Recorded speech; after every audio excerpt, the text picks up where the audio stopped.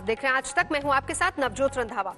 जम्मू कश्मीर के बडगाम में आतंकियों के साथ मुठभेड़ चल रही है। खुफिया जानकारी के आधार पर सुरक्षा बलों ने इलाके में सर्च ऑपरेशन चलाया और इसी दौरान आतंकियों से एनकाउंटर हो गया। और इससे पहले कल शोपियां के सुगु इलाके में भी सुरक्षा बलों ने 5 आतंकियों को ढेर कर दिया था। लगातार आतंकी घुसपैठ करते जा रहे हैं और सेना इसका मुंहतोड़ जवाब भी दे रही है। 10 दिनों में यह 8वां एनकाउंटर है और पिछले 6 एनकाउंटर्स की अगर बात की जाए तो 18 आतंकियों को मार गिराया गया है।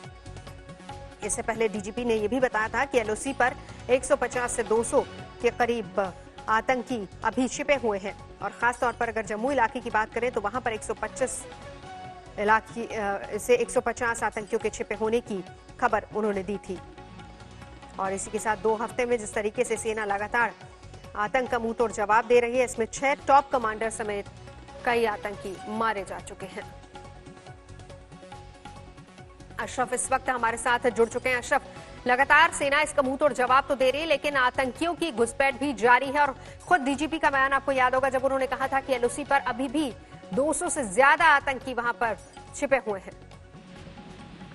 बिल्कुल नवजोत, दरअसल दोनों तरफ से जो है कहीं न कहीं चुनौती सेना और सुरक्षा बलों के सामने, जहां एक तरफ लगातार युद्ध विराम का उल्लंघन नियंत्रण रेखा पर हो रहा है और घुसपैठ की कोशिशें हो रही हैं, वहीं दूसरी तरफ सेना और सुरक्षा बलों की तरफ से घाटी के भीतर जो है ऑपरेशंस में तेजी लाई गई है पिछले कई दिनों से। खासतौर से अगर देखें तो पिछले 24 घंटे के दौरान ये दूसरी मुठभेड़ है जो अभी बडगाम जिले के पत्थनपुरा में चल रही है। कल शोपियान में जो मुठभेड़ हुई थी उसमें 5 मिलिटेंट मारे गए थे और अब ये दूसरी मुठभेड़ जो है बडगाम जिले के पत्थनपुरा में शुरू हुई है, जहां पर 2 से 3 आतंकियों के छुपे होने की खबर है। फिलहाल वहां पर तलाशी अभियान चल रहा है। सुरक्षा बलों ने पूरे इलाके की घेराबंदी की है और सभी रास्ते जो है इलाके में बंद कर दिए गए हैं और वहां पर तलाशी अभियान फिलहाल चल रहा है और रुक रुक के गोलीबारी हो रही है। बिल्कुल, किस तरह का पूरा इलाका है अशरफ, ये भी हम आपसे जानेंगे लेकिन अभी के लिए फिलहाल इतना ही। शुक्रिया, नजर आप बनाए रखिए। अशरफ हमारे सहयोगी जानकारी दे रहे थे। इस बीच बताएं कि दिल्ली एनसीआर में तेज गर्मी से राहत के लिए लोग बारिश का इंतजार ही कर रहे थे। बरसात आई भी और जमकर हुई भी। दिल्ली एनसीआर के अलावा देश के दूसरे शहरों में भी ठंडी तेज हवाओं के साथ राहत की बूंदें बरसी हैं।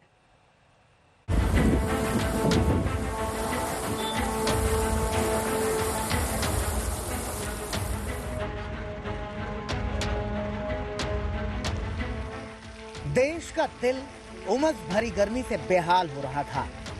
दिल्ली समेत गाजियाबाद और नोएडा भी पसीने से तरबतर थे, लेकिन सूरज ढलने से पहले ही आसमान ने रहम बरती और झमाझम बारिश ने मौसम खुशगवार कर दिया।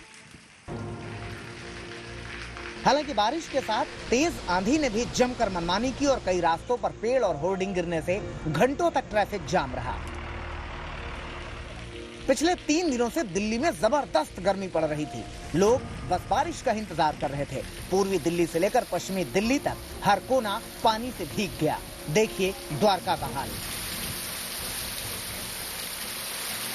दिल्ली के दिल कनॉट प्लेस में भी तेज बारिश से लोगों को सुकून मिला।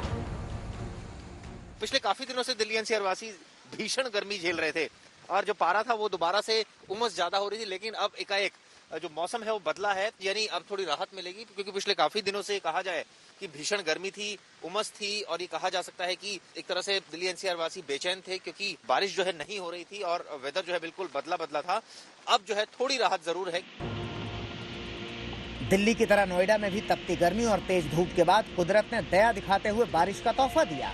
हालांकि नोएडा में भी कई रास्तों पर पेड़ उखड़े, बिजली के खंभे गिरे, लेकिन मौसम में थोड़ा ठंडापन भी आया। सिर्फ दिल्ली एनसीआर ही नहीं, देश के दूसरे शहरों में भी आसमान से बारिश की बूंदें गिरी। हिमाचल से कर्नाटक तक, हरियाणा से मध्य प्रदेश तक। देखिए इन तस्वीरों को, शहर दर शहर बरसात हुई है। हालांकि दक्षिण भारत में मानसून दाखिल हो चुका है, लेकिन बाकी इलाकों में बारिश मानसून के पहले की है। हिमाचल के मंडी में तो आंधी और बारिश के साथ ओलावृष्टि भी जमकर हुई, तो वहीं धर्मशाला में भी अच्छी बारिश हुई। हरियाणा के फतेहाबाद में भी सड़कों पर पानी जमा, तो कर्नाटक के शिमोगा में भी बारिश का लोगों ने जमकर मजे लिए। कुल मिलाकर देश में मौसम की आंख मिचौली खूब चल रही है। कहीं तपती जलती गर्मी तो कहीं राहत के फुहारे।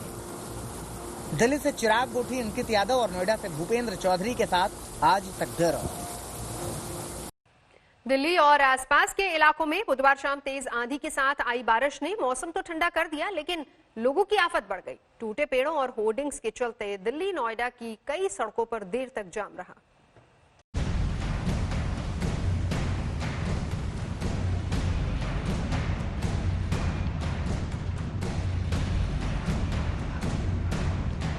उमस वाली गर्मी से तपता दिल्ली एनसीआर बारिश के लिए बेकरार तो था, लेकिन राहत के साथ मुसीबतों की भी ऐसी बौछार होगी ये अंदाजा नहीं था। करीब आधे घंटे धुआंधार बारिश के साथ अंधड़ ने दिल्ली, नोएडा और गाजियाबाद की ऐसी हालत कर दी कि लोग बेहाल हो गए। बारिश के बाद जगह जगह टूटे पेड़ और होर्डिंग घर लौट रहे लोगों का रास्ता रोककर खड़े हो गए। गाड़ियों से भरे डीएनडी फ्लाईवे पर तो एक भारी भरकम होर्डिंग ताश की तरह बिखर कर बीच रास्ते पर आ गया।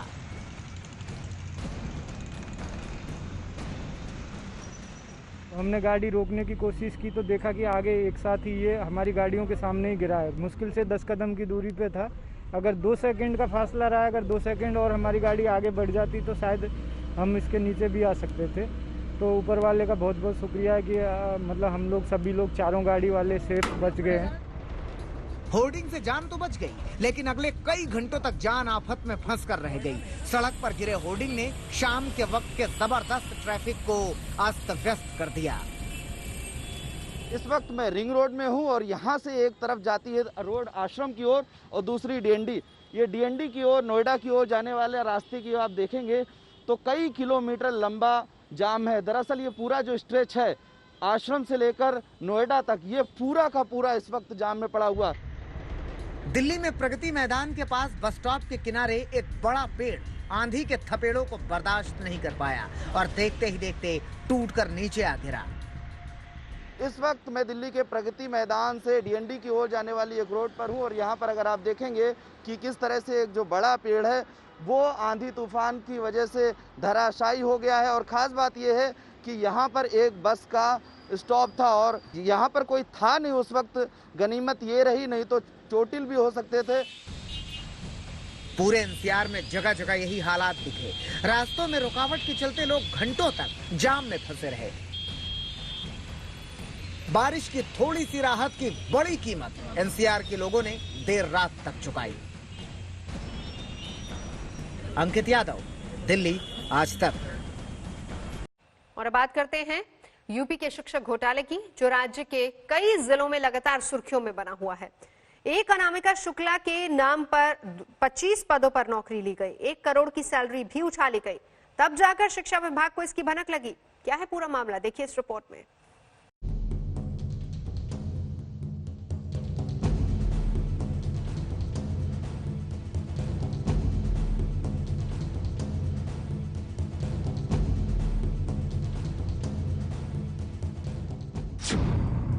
एक अनामिका शुक्ला और 25 नौकरी। जी हां, एक ही अनामिका शुक्ला यूपी के अलग अलग जिलों में कर रही थी 25 जगहों पर नौकरी। 13 महीनों में सरकारी तिजोरी से 1 करोड़ सैलरी भी ले ली। यकीन करना बेहद मुश्किल है कि आखिर कैसे कोई एक चेहरा 25 सरकारी पदों पर नौकरी कर सकता है। ये इत्तेफाक भी कैसे हो सकता है कि सभी महिला टीचर का नाम एक हो, पिता का नाम एक हो, सर्टिफिकेट्स भी एक ही हो। यूपी का ये गड़बड़ छाला शिक्षा विभाग के मुंह पर तमाचा है।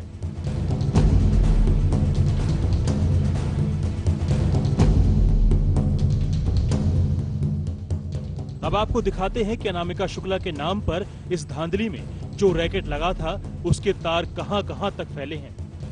अब तक की जानकारी के मुताबिक महाराजगंज और श्रावस्ती में 4-4 टीचर नौकरी कर रही थीं। बलरामपुर, देवरिया और सीतापुर में 3-3 टीचर थीं। गोरखपुर में भी 2 टीचर थीं। इन मामलों के खुलासे के बाद तमाम जिलों में प्रशासन की नींद उड़ गई है। प्रयागराज में भी उसी अनामिका शुक्ला के सर्टिफिकेट पर फर्रुखाबाद की रीना सैलरी ले रही थी। वो 6 जून को ही व्हाट्सएप पर इस्तीफा भेजकर गायब है। रायबरेली की फर्जी अनामिका शुक्ला ने भी व्हाट्सएप पर इस्तीफा भेज दिया और गायब हो गई। कासगंज में तो पुलिस ने प्रिया जाटव नाम की एक लड़की को गिरफ्तार भी कर लिया है। सरकार कह रही है कि इस फ्रॉड में शामिल लोगों पर सख्त कार्रवाई होगी। तो कुल मिला के इन चारों जगहों पर लगभग 5 लाख रुपए तक का भुगतान हुआ है। उस मामले की हम जांच कर रहे हैं। इन शिक्षिकाओं का जिन्होंने इन अभिलेखों का इस्तेमाल किया है, जिस शिक्षिका का अभिलेख है, इनके सबके खिलाफ FIR दर्ज कराने के आदेश दे दिए हैं और हम उन अधिकारियों की भी भूमिका की जांच कर रहे हैं जिनको इस मामले को देखना चाहिए था, जिनकी लापरवाही के कारण ऐसा हुआ है।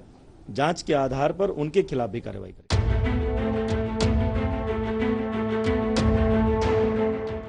शिक्षक घोटाले के खुलासे के बाद संबंधित जिलों में FIR दर्ज हो रही है। हर कोई जानना चाह रहा है कि आखिर वो अनामिका शुक्ला कौन है जिसके कागजात के आधार पर फर्जी नौकरियां दी गई। दरअसल वो अनामिका शुक्ला गोंडा की रहने वाली है। जब उन्हें अपने नाम पर इस बड़े रैकेट और घोटाले का पता चला तो उनके पैरों तले जमीन खिसक गई। हैरानी की बात ये कि असली अनामिका कहीं कोई नौकरी नहीं कर रही हैं। क्या कोई अंदाजा लग पाया इन 5 जिलों में से कहां से गायब हो सकते हैं? क्योंकि डॉक्यूमेंट्स आपने देखे होंगे, थोड़ा सा कोई अंदाजा लगाओ।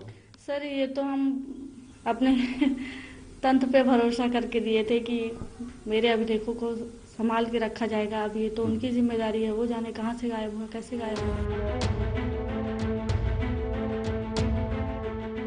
इस शिक्षक घोटाले में शिक्षा विभाग के कुछ अधिकारियों की मिलीभगत से इनकार नहीं किया जा सकता।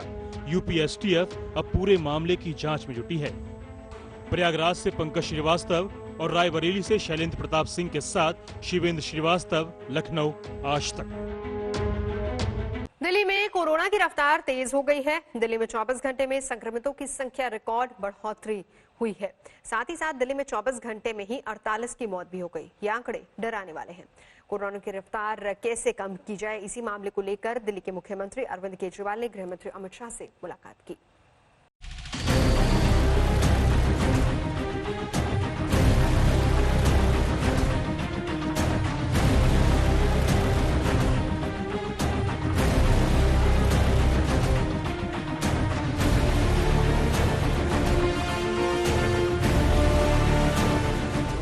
अगर हो जाता है और उसको लगभग 2 हफ्ते ठीक होने में लगते हैं।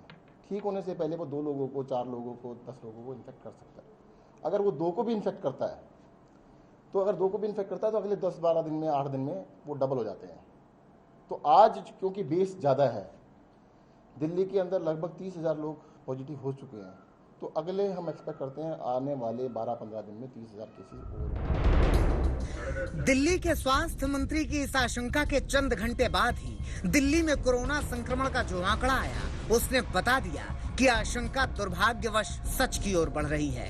दिल्ली में कोरोना का विस्फोट हुआ है। दिल्ली में 24 घंटे में अब तक के सबसे ज्यादा संक्रमित मिले हैं और तो और 24 घंटे में कोरोना से रिकॉर्ड तोड़ मौत हुई है। आंकड़े डराने वाले हैं, मगर देखिए 24 घंटे में दिल्ली में 1501 संक्रमित मिले हैं।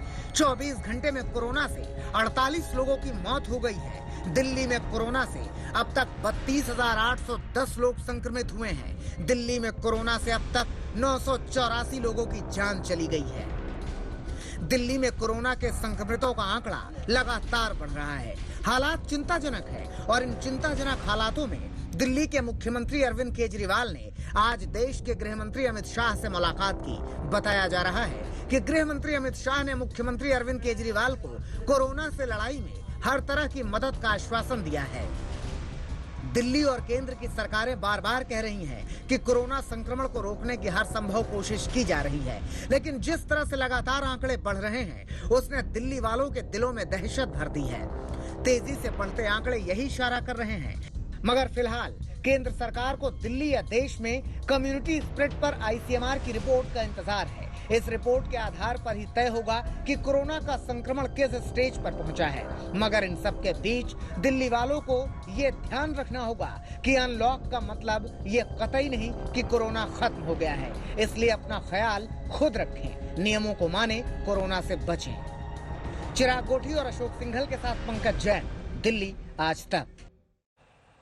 महाराष्ट्र में कोरोना का संक्रमण रोज नए रिकॉर्ड बना रहा है। आंकड़े डराने वाले हैं। महाराष्ट्र में कोरोना संक्रमितों का आंकड़ा जहां 94,000 को पार कर गया है, वहीं अकेले मुंबई में संक्रमितों का आंकड़ा 52,000 के पार पहुंच गया है। और इन सब के बीच मुख्यमंत्री उद्धव ठाकरे ने कहा है कि अगर लोगों ने नियमों का पालन नहीं किया तो वो एक बार फिर से लॉकडाउन करने पर विचार कर सकते हैं।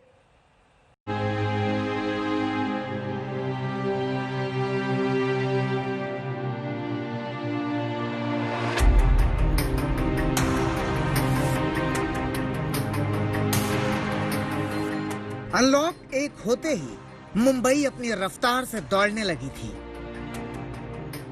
लोग बाजारों में उमड़ पड़े, बसों पर चढ़ने की होड़ लग गई। हमेशा की तरह गाड़ियों से पट गई मुंबई की सड़कें। दौड़ पड़ी मुंबई इस बात का बगैर ख्याल किए कि दौड़ पड़ेगा कोरोना भी अपनी रफ्तार से। हुआ भी वही। महाराष्ट्र में कोरोना की रफ्तार ने सारे आंकड़े ध्वस्त कर दिए हैं। महाराष्ट्र में एक दिन में सबसे ज्यादा संक्रमित मिले हैं। एक दिन में महाराष्ट्र में कोरोना से सबसे ज्यादा मौत हुई है। महाराष्ट्र वाले ये आंकड़े जरूर देखें और सोचें कि रियायत का मतलब ये नहीं कि कोरोना खत्म हो गया। महाराष्ट्र में 24 घंटे में 3,254 संक्रमित मिले हैं। महाराष्ट्र में 24 घंटे में 149 लोगों की मौत हो गई है। महाराष्ट्र में कोरोना से अब तक कुल संक्रमित 94,041 लोग हो चुके हैं। महाराष्ट्र में कोरोना से अब तक 3,438 लोगों की मौत हो गई है। 36 जिलों वाले महाराष्ट्र में मुंबई की हालत सबसे भयानक है। मुंबईकरों को ये आंकड़े जरूर देखने चाहिए। पिछले 24 घंटे में मुंबई में रिकॉर्ड 1567 संक्रमित मिले हैं। मुंबई में पिछले 24 घंटे में 97 लोगों की मौत हो गई है। मुंबई में अब तक 52,667 कोरोना संक्रमित लोग हो चुके हैं। कोरोना संक्रमण से मुंबई में अब तक 1,857 लोगों की मौत हो चुकी है। ये आंकड़े सिहरन पैदा करते हैं, खौफ भर देते हैं दिलों में। महाराष्ट्र वालों को सोचना होगा कि उनकी लापरवाही बहुत बड़ा नुकसान कर सकती है। शायद इसीलिए सीएम उद्धव ठाकरे कह रहे हैं कि अगर लोगों ने नियमों का पालन नहीं किया तो एक बार फिर से वो लॉकडाउन करने पर विचार कर सकते हैं। सरकार एकूण परिस्थितीचा अंदाज घेते आहे। जर का असं वाटलं की ही जी उघडीप आहे ती जीवघेणी ठरू शकते तर नाईलाजाने करायची तर आपल्याला पुन्हा लॉकडाऊन करावं लागेल।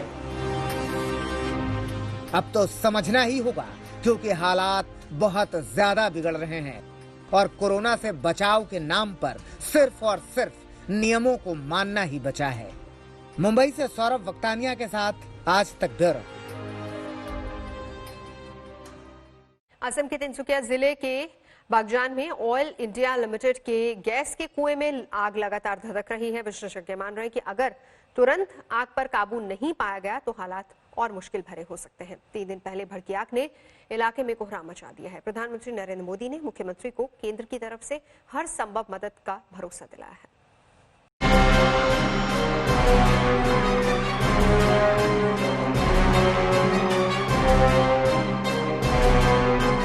ये आग, ये काला धुआं, ये बर्बादी असम के तिनसुकिया की है। आसमान में सिर्फ काला धुआं दिख रहा है। नजर नीचे जाएगी तो लाल लपटों और धधकती जमीन पर नजरें टिक जाएंगी। आग और उससे उठता धुआं इतना घना है कि 30 किलोमीटर दूर से भी दिख जाए। जमीन पर बेकाबू आग सब कुछ जलाने पर आमादा है। 1 किलोमीटर के दायरे में हर चीज खाक हो चुकी है। रिश्ते गैस में लगी आग को काबू करने की कोशिश करते हुए 2 दमकल कर्मचारियों की मौत हो गई है। अब तक आग बुझाने की सारी कोशिशें बेकार गई हैं। इलाके में अफरा तफरी मची हुई है। हादसे में कम से कम 30 मकान जल गए हैं। प्रशासन ने अब तक 1,610 परिवारों को सुरक्षित निकाल लिया है। स्थानीय लोगों को राहत शिविरों में रखा गया है। इसमें डॉल्फिन भी है, बहुत बर्ड्स है, बहुत एक्वाटिक लाइफ है। सब अभी इसमें बहुत ऑयल कंडेंसेट जमा हो रहा है और अगर इधर आग लग जाएगा तो सारा वाटर बॉडी जल जाएगा। पूरा घासलैंड और डिब्रू-सैखोवा का नेशनल पार्क का सामने ये आपका ड्रिलिंग का जो है इसकी वजह से आपका पूरा पोल्यूशन और गांव लोग का ये दिक्कत हो रहा है जीने के लिए, खाने के लिए।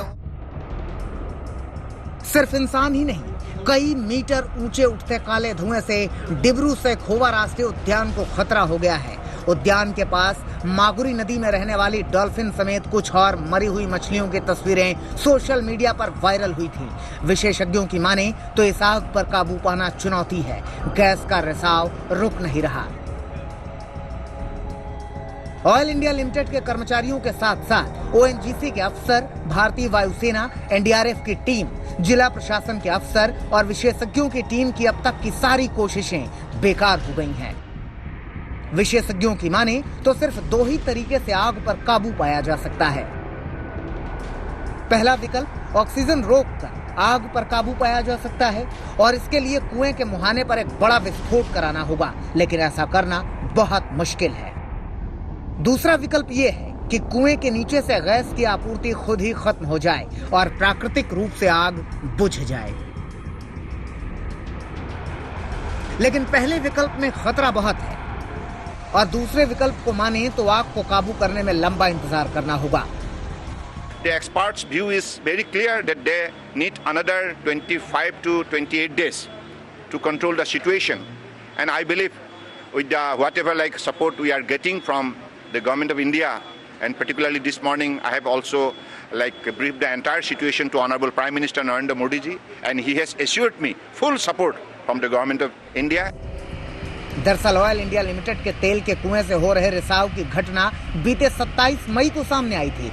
रिसाव को रोकने की शुरुआती कोशिशें नाकाम रहीं, लेकिन सवाल उठता है कि आखिर किन कारणों से इतने बड़े स्तर पर ऑयल फील्ड में गैस रिसाव हुआ और इसके लिए कौन जिम्मेदार है।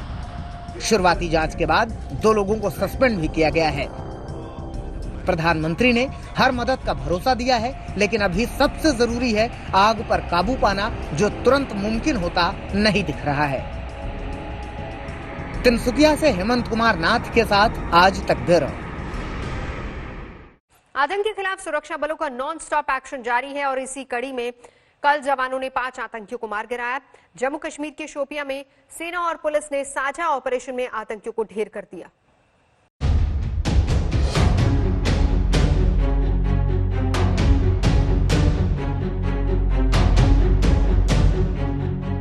कोरोना जब खत्म होगा तब खत्म होगा, मगर घाटी में आतंक के वायरस को खत्म करने की हमारे जवानों ने ठान ली है।